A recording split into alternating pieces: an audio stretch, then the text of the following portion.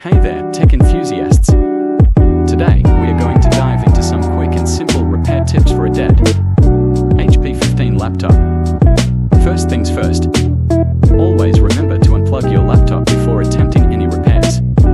It's crucial to ensure your safety and the longevity of your device. Now, let's say your laptop is not turning on.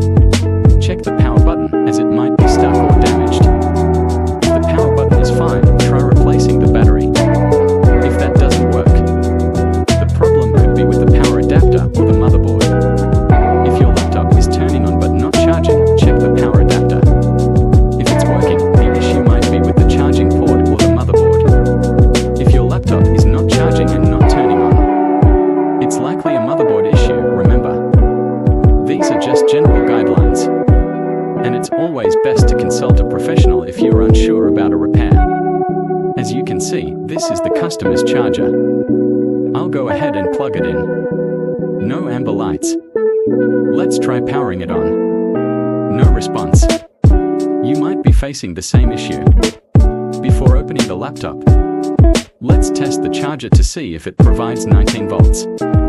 Set up your multimeter and test the charger by placing